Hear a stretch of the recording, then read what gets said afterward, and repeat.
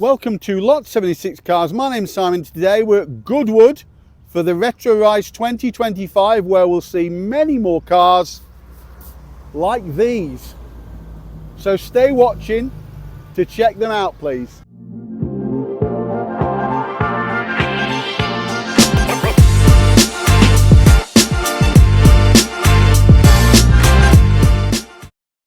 We are in the presence of royalty here. So this 1965 330 GT looks pleasantly unrestored, but the story behind it, it was given to John Surtees upon him winning the Formula One World Championship by Enzo Ferrari as a present. The car then continued to live a life. It ended up in Switzerland. It was sustained some damage, then somehow found its way back to the UK via the California, I think. What stories that car could tell. Apparently John Surtees drove this to Italy when he was about to lose his seat with Ferrari to have a one-to-one with Enzo Ferrari. Well, there you go, absolute royalty. So apparently in Japan there were these Unos Elite kits produced that you could actually install on your MX-5 or Unos Roadster or whatever you want to call it, depending on the market. And this car was developed out of one of the cars like this that came to the UK and unfortunately was crashed. So we've got the typical sort of bug-eyed light setup, but obviously in the fixed position there. Very faithful recreation at the front.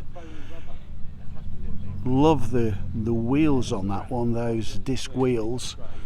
I think it's a Renault colour. I think the lady told me it's a Renault colour, but the fit and finish on it is brilliant. There is no way that you could tell this is some sort of recreation that somebody's done in their shed. It's absolutely brilliant. Well, shout out to those guys, because I really like that one. I mean, I did from a distance. I did think it was Lotus, but clearly recognise the MX-5 Unos roots a bit later. Brilliant, loving that. Plenty more cars like that to see here today. So rear wheel drive, rear engined, 970cc, can only be a Suzuki, I think SC100GX. Otherwise everybody knows them as Whiz Kids. Many of these rusted away, but what a rare little car. And what a sort of idiosyncratic little beast it is, isn't it? It's tiny. Well, we can have a look inside because somebody's very carefully left the sunroof open.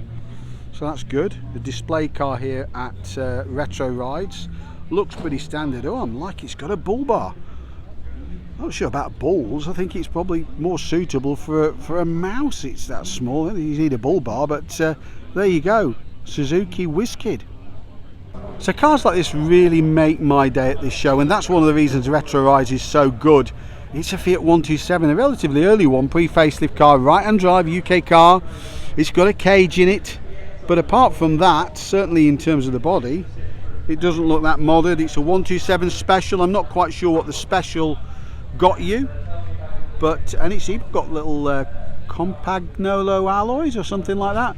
Well, that's quite a good little car, isn't it? It looks quite cute, doesn't it?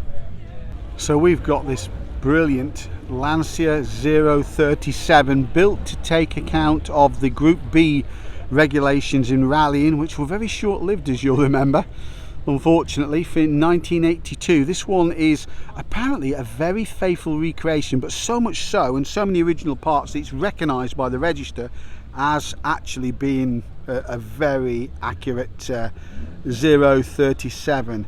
Well, what can you say? I mean, it's a dramatic looking car from any angle, isn't it? So this Renault Laguna is a BTCC tribute car based on the 98 touring car, very faithful recreation of the car that Plato and Menu campaigned in that series.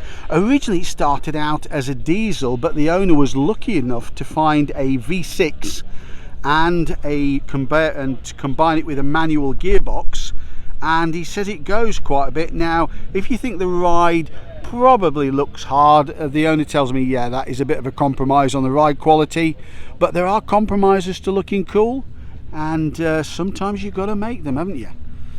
Wow, I am certainly liking the look of that one.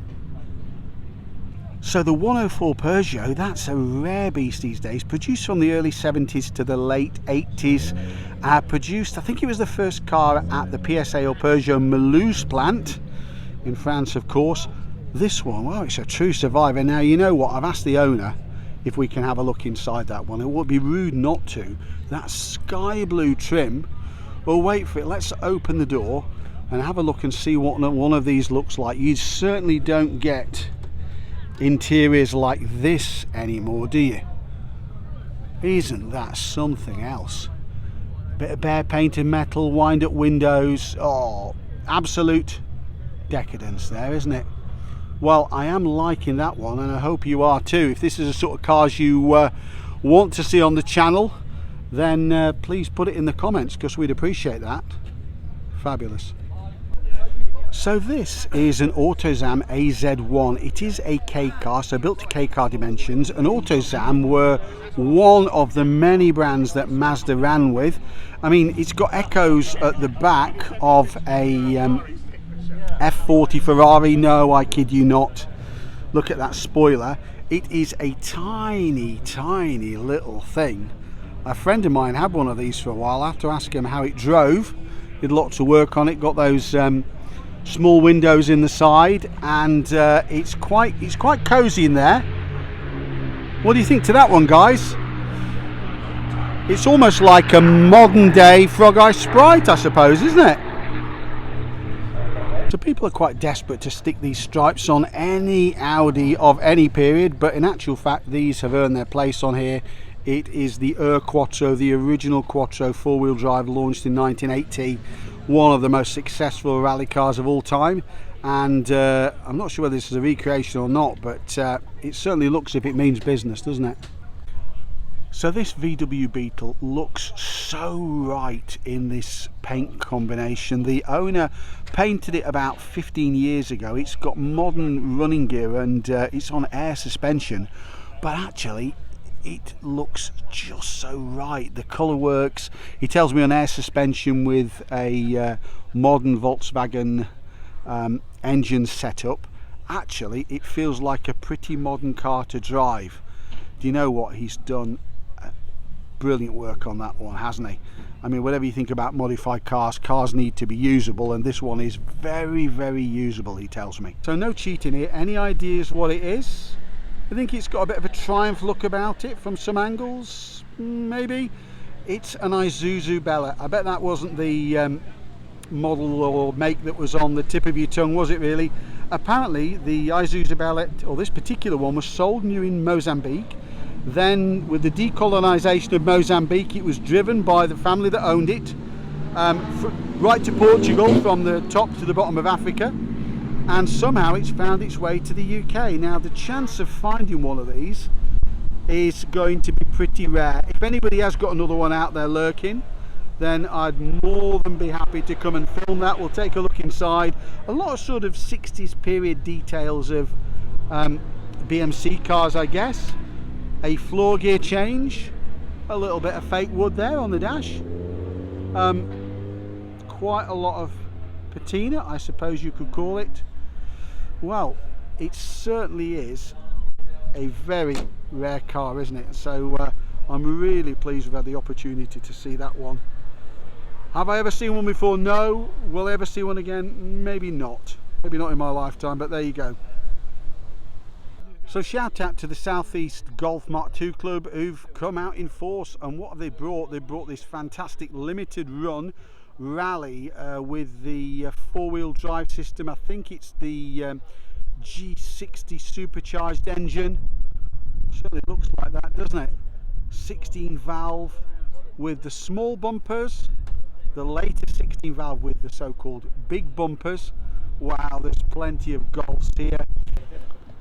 So we've got an Alpha Super. Now it is an Alpha Super, but even I know it's got TI front lights on it, and that's a bit unusual. I'm not quite sure what the story is. It is right-hand drive car. Maybe it has come from somewhere else. Many of these didn't survive. My mum had one and it rusted through in the space of a year. So it's sad because they do handle remarkably well. Never had a hatchback until later in the life, which is such a surprise. A missed opportunity early on, but as a car, as a driver's car, absolutely unparalleled apparently. So this is the replacement for the little Colt. I'm sure they called this Mirage, and I think this went on to be sold in a version of Proton. Maybe I'm wrong on that one, maybe I just dreamt it. But again, from the year 2000, 25 years old. Well, it's a survivor, isn't it? How many polo derbies can you see in one day? Well, so far the count's up to 3 probably in the video, so apologies for including another one, but this one, somebody's gone to a great deal of effort with the paintwork on it. It's even still got the AA Homestart sticker in the rear window, but a very tasty set of alloys on there. Shout out to the owners of that one, because that just looks really sharp, doesn't it?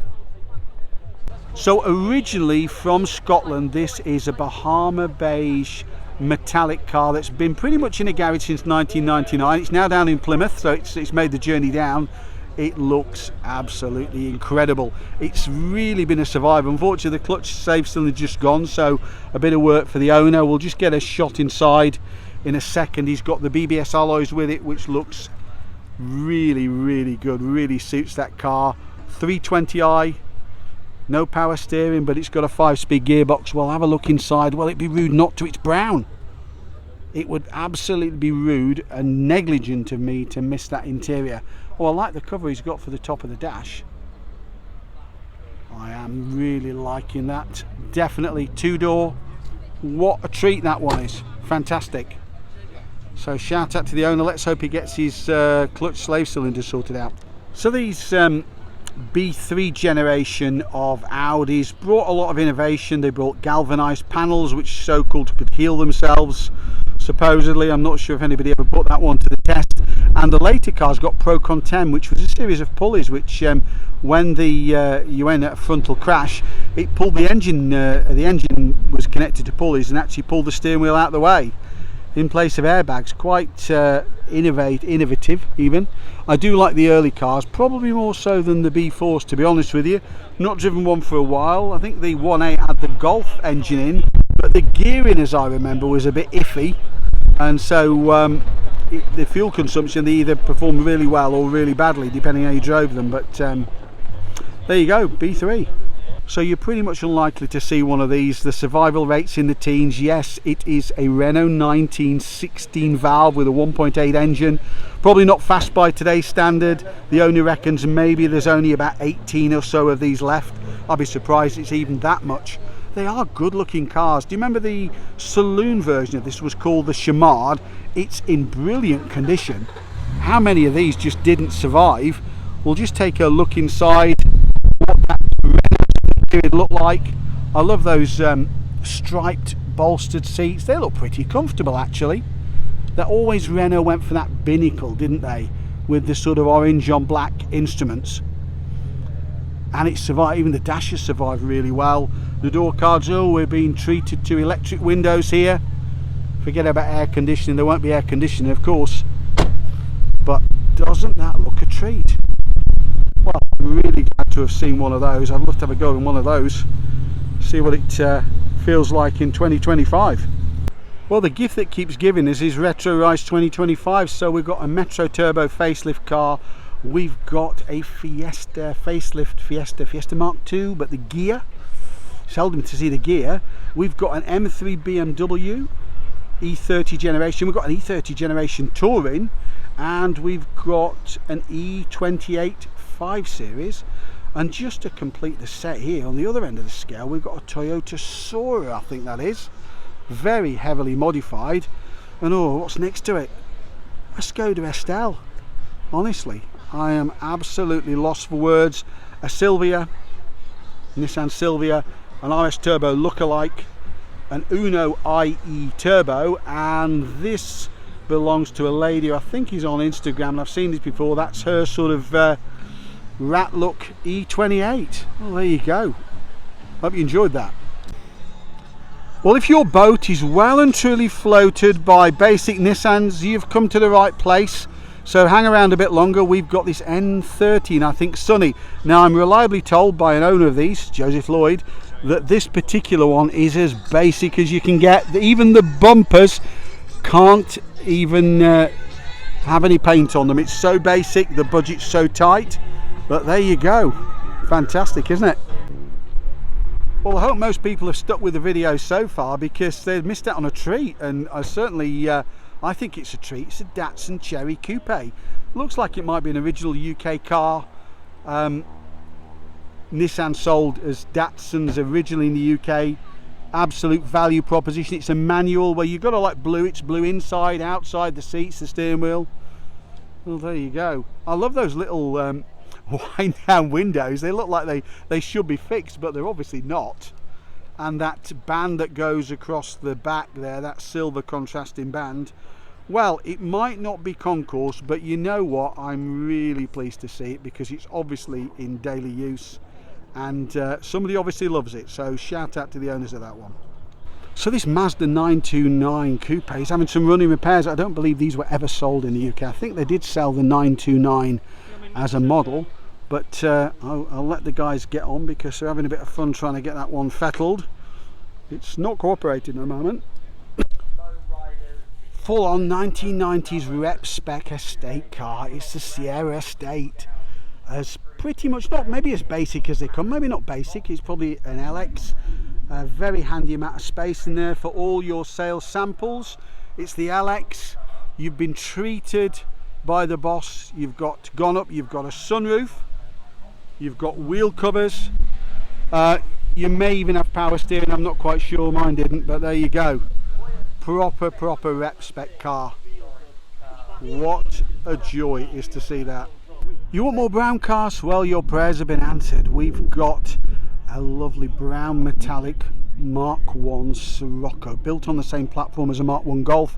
I think Giugiaro also designed this one, could be wrong. Look at those tiny wheels. Isn't that a sharply styled, pretty looking little car? Oh, it's a Storm as well. Well, there you go. That was absolutely the one to have, wasn't it? That colour is brilliant. Why can't we get brown metallic cars anymore? So that's a hell of a rig combination. A Nissan Laurel, or whatever the Japanese name was, pulled by a period Mitsubishi Pajero or Shogun, or depending where you come from, that can vary. Well, that's quite a little train set to have, isn't it? Brilliant. I'll take that. Well, as recreations go, this Rothmans Escort Mark II is a faithful one, isn't it? Was on the Lombard RAC Rally. Dave Richards of ProDrive was the co-driver of these. Vatanen drove them, many others drove them, but that is fantastic. What an iconic livery it is, isn't it? So keeping out the sun is this, I think it's the C3 generation Audi 100 at launch. One of the most aerodynamic cars ever launched at the time. So I jointly own with another YouTuber the V8 upon which this is based, but sadly doesn't share too many of the parts, as we're finding out. But there you go, original dealer plates, Marshalls of Reading, or certainly they look like that. They're a pretty rare sight these days, aren't they? And this is really lovely. It's a Datsun 180B Coupe. Now I saw this one coming in and I thought, I'm absolutely gonna have to muscle my way through and get a shot of that, because it just looks absolutely right. I can't off the top of my head thinking what the initials SSS stand for. I'm not even going to guess, but if you really properly know, then please let me know in the comments and we can put me and other viewers out of the misery. But this pillarless coupe styling looks brilliant, doesn't it? Absolutely brilliant. So this is a South African spec Toyota Corona. They were imported into the UK. Toyota arrived in the UK, I think, in '66. Toyota GB arrived as an importer. Absolutely lovely colour scheme, isn't it? I'm trying to get this in because we're in the sheds here. The owner's given me permission to have a look inside. It'd be rude not to. Typically the rubbing strips in there. Look at the strip Speedo. What do you think to that, guys? That's quite a fair bit of room in there, actually. Apparently, as a South African car, it doesn't have a heater, which is a source of regret for the owner. We'll just step back there and try and get it in shot from here. So apologies, we've got a few pillars in the way. But what do you think to that one? Yeah, it's got some mods on it, but it's really subtle. I could certainly go for something like that. I think it looks lovely. Well, these days we don't see too many convertibles based on hatchbacks. I'm trying to think even if there is one on sale anymore, but it's a Talbot Samba. Originally the Samba was based on a Peugeot model, which was a shortened 104, I believe. This one is in beautiful condition, isn't it? Owner's just telling somebody about the work it's had done, and it's certainly paid off because it looks absolutely exceptional, doesn't it? Well, you're into the right place if you've come to look at touring cars, because we've got the B4 generation Audi 80. I think that might be what, a German touring car livery. It's very, very well done, isn't it? And we've got the period correct livery, Securico Amigo Parcels, sadly no longer with us. The Jan Lammers rather, Estate 850. They only ran these for one season. They became a bit of a target for some of the other drivers to run into. But the amount of publicity, it's the Volvo that everybody remembers from racing, even though it had such a short life. Loving the livery on that one. You can see why people would want to recreate that, can't you? So thanks for watching the video so far. It would be really good if you could like, share and subscribe. There is plenty more to come in this video, so please bear with us. I'm going to try and pull out some of those fantastic cars and pickups behind me. There's a few of those as well, so hope you enjoy. So we've got an absolutely beautifully finished VW Caddy based on the Mark 1, and I'm not sure whether they even updated these for the Mark 2. I don't think they did with the Caddy. Maybe you know that, so please put that in the comments. But that is beautiful, isn't it? It's slightly lowered, it's got some Audi wheels on it by the look of it, but you know what, it's none the worse for it. And I think I may have seen this car at or this pickup even at last year's show, and it certainly is one way to make an entrance here, isn't it? That's great. So generally we don't see too much of the more basic Audi coupe. It's the Quattro that gets all the action, isn't it? But this one is anything but basic. Looking at it, I can't speak to the owner to work out exactly what lump they've put in there, but it's looking not too standard, looking turbocharged. I wonder if it's the 20 valve lump from the TT. Not sure about that one. You guys may well know more about that than me, but whoever's done it has done it subtly. You've got a carbon fibre type rear spoiler on there. Actually, it just really works, to be honest. I like that. What do you think? Now, you didn't think I was going to walk past an XR4i.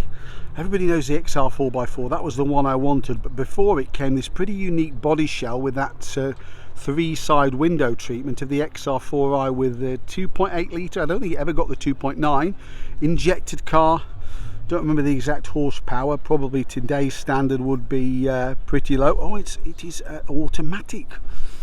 Well, that's a lesson for me. I didn't even know they did these in auto. I thought they were pretty much all manual. So it's right-hand drive. I wonder what the story is on that one. If that's your car, then please put it in the comments. Looks glorious, doesn't it? We wanted everything colour-coded as the body, especially if it was a white car, didn't we? Those were the days, eh? Well, I'm not sure what the colour is on that Civic, but I am absolutely liking it. It really, really pops. Don't know if the camera picks that up here, but I'll try and get out the shadow. Apologies about that one. But the paintwork is, the amount of effort that's gone into some of these cars here today is just incredible. Merc 190Es, well, we've got a few of those. We've got a Japanese spec 2.6, so we've got my own 2 litre, and there's a few more kicking around here. And next to it, a very nice X300 generation, pre-aluminium generation, XJ6, I'm presuming. Oh, it looks, love the BBS wheels on it. They seem to be a thing, all BBS replicas. They look pretty good, don't they? Well, it's an executive. Well, there you go. And next to it, we've got one of the relatively limited run Evolution Pajeros, Shoguns as we know them. If you know, you know, developed by Mitsubishi for Rally Raid, when Mitsubishi Rally Art was a really big player in the world of rallying. They produce some absolutely brilliant vehicles. It's no shrinking violet if you look at this in terms of the vents. That V6 crammed in there, 3.5 litres. Looks brilliant, doesn't it? Now when I saw a VW Jetta the same colour as my Merc, I just had to stop, to be honest with you. Rarely see a Jetta these days, based on the Golf, but with a very useful size boot. As this one seems to have the original, or it seems to have a set of original, not original to this car, BBS alloys. I do like the cross spoke alloys. It's got a factory sunroof in it, and I like those, you know. Definitely won't have aircon, I'm sure of that.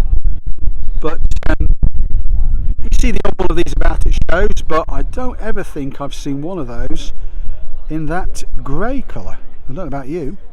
So depending how you like your K cars, this is a Suzuki Alto Works. I think they throw everything at it. I think it's within the K car dimensions. And what were these 660cc, if I can say it, but probably turbocharged. It certainly looks the part, doesn't it? Fantastic. Quite honestly, people have suddenly got onto the trend I've been banging on about for the years. The trend is the K10 Micra. I've seen several of these come in, and certainly driven by, not by octogenarians, driven by people far younger than me. So we've got a later one there, and we've got this lovely little silver example here. I think I have to own one of these at some stage. I have to at least drive one again. If you've got one and you give me the chance to drive the car that I learned to drive in, have a go in it, then I'd very much appreciate that. Give us a shout out. But very good. We've even got a couple of K11s getting in on the action as well. So from a time when four-wheel steering was a big deal is a Honda Prelude. Now Honda are relaunching the Prelude as a coupe, which when's the last time a coupe was launched in the market? Not that recently, but they were certainly big in the 80s and 90s, weren't they? And this is a lovely example with pop-up lights whilst they were still legal. So these are getting thin on the ground. The D2 generation Audis, we've got, I think this is called a D1, the V8 that Joseph, Lloyd and myself own. But this is a full Ronin style, and not only is it an A8, but in fact it's an S8. So pretty rare, all aluminium cars. You would think the survival rate would be better, but I'm told the gearbox rebuild, and gearboxes can be a weak point on these, is enough just to total the car. But that's a shame, but it's good to see one here. So one of the very first iterations of BMW's use of touring was this hatchback of the 2000 TII Touring Injection International or something like that. It's got the touring badge, it's got a lot of patina on, I guess you would say. It's in obviously in use, it's got a factory sunroof. I definitely wouldn't try opening that one, even I'm not that brave. It's certainly lived a bit of a life. It's on the O2 register. I don't think even a bit of T-cut's going to bring that one back, but you know, never give up hope. But lovely to see it here, isn't it? So we've got a B3 Audi 80. Now this was driven on an advertisement, some of you may remember, by a relatively famous actor called Tom Bell, and he was seen driving it. The only thing is he didn't actually hold a driving licence, but anyway, that's the claim to fame of the Audi 80. I think he was advertising the Sport. This is a Quattro. This generation of Audi 80, the B2 I think, is probably a pretty rare car to see these days. I think Audi only got more popularities with the B3s and the facelift B4s, but it's in lovely condition anyway. Now if you really want rare, don't bother looking at any of the Ferraris, don't bother looking at the Exotica, look at this Proton Coupe. I think this was on the Jeff Buys Cars channel. He bought it as a Facebook Marketplace purchase, ran it for a bit, got quite excited about it, and then sold it on. Jeff, I think you might have slipped up, mate, because this one looks absolutely lovely. I mean, it's probably going to need a bit of work doing to it. It's got a proper sliding roof. It's got Recaro seats in it. Goodness, what more do you want? Okay, neat. We'll just gloss over the fabric on the back of the seats, but apart from that, I think that's a very worthwhile running project for somebody. So we're going a bit GM flavoured now. We've got this lovely Opel Manta, right hand drive, what, 72, 70, 73 on an L? Again, don't think they sold too many of these in the UK. They were officially sold in the UK. There was a Resto mod electric version by Stellantis, who now own the Opel brand recently. And of course, next to it, let's have a look. We've got a Cavalier Colorado. We're well into run out phase of Cavalier, and we've got a beautifully preserved Cavalier of that period. And this will be the period, I think, when they started sticking the ABS badge on the back. When that was, they were making a big deal out of it. Has this got it? No, they'd already moved on from that by then. But there you go, Cavalier Colorado. So this Sirocco makes a point, and we've all been there. Buys old car, finds rust, pokes at rust, realise it's worse than you thought, gets a bit depressed. Well, in actual fact, this Sirocco doesn't look half bad. Got his cassette collection on the dashboard. Jimmy Somerville, Village People, well, there you go. And even Genesis, Invisible Touch. Well, we won't sing any of those to avoid copyright or getting people unsubscribing, but what a nice Sirocco that is. Well, it might be siesta time when you're watching this one, but it's fiesta time down here, and we've got a lovely couple of examples. We've got this facelift S, what would that be, an 82, something like that. Got the lovely RS style alloy wheels on it. Got the checkered seats. I'm a sucker for a checkered seat. Oh, a factory sunroof as well. Bring that one on. Lovely colour, isn't it? Is it Caspian blue? I don't know. Perhaps the owner's watching this and will tell me whether I'm right with that one or wrong. And then next to it, we've got a rather more basic, doesn't even have a parcel shelf, base Fiesta, also of a similar period. I think 82, it's an X, so just a plate away from the other one. Pretty basic in there. Can't see a radio. Well, I can see a clock. I can see some Recaro seats, so it's had a little bit of love there. That's nice to see those two, isn't it? So I thought this was a Honda Ballade. I think last time I saw it, but it's a Honda Civic sedan, four-door sedan. Everybody knows about the hatchbacks, but they did sell. I think they officially sold the sedan in the UK, and that's one of them. Well, there you go, another one ticked off the list. So for BMW fans, this is a BMW E3, so predecessor to both the 5 and 7 Series generation cars. I think coming after the Neue class cars, probably from the late 60s. It was also called the New 6. I think it's the first time BMW had used their then new straight six-cylinder engine. Look how long they went on to use that. Hell of a long time. I don't see these too often. These older BMWs, this one will be a 71, 2.8. They're pretty rare, I guess, running on carbs at that time. Should we have a quick look inside? I think the window's open. We can have a cheeky look inside here. That lovely steering wheel, thin rim steering wheel, very clear BMW instruments. It's a manual, got a nicely period looking but updated Blaupunkt radio. I think those are probably plastic seats. Absolutely burn your backside on a day like today, but what a way to do it in style. I'm definitely liking that car. So actually badged as Datsun by Nissan is this 79 Datsun pickup truck. It's the, I think it's what they call the extended cab version, which has got this little bit behind the seats, but tiny bit of storage space, just about your sandwiches there. Not over restored here, just looks like it's rolled in off the street, and all the better for it. Now, unless you've ever driven one of these Nissan Primeras of this generation, the P11, you'll never really know how well they handled. I have, and wow, they do handle well. Even in non-GT form, they handle well. I had an SRI and I think an SLX in period. Nissan absolutely cleaned up in the late 1990s, 1998, 1999 with the BTCC Championship with this car, and honestly, people do not realise how well these drive, and they lay out money on fast forwards and things like this. Honestly, if you could find one, get one of these. Trust me, they're brilliant. Now I'm going to need your help with this one. So it's obviously Fiat based, but it's Seat who had that close relationship with Fiat for many, many decades. I know nothing about this one. If this is your car, you know a bit more about it. It's got a bit of a Simca look about it from some angles. Clearly it's rear engined, but that is about it. I'm pretty stumped with that one, and that's the thing about this show.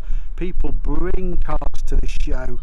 Sometimes you think, well, I've never seen one of those before, and honestly, that's one of them. So please stick it in the comments if you know a bit more about that.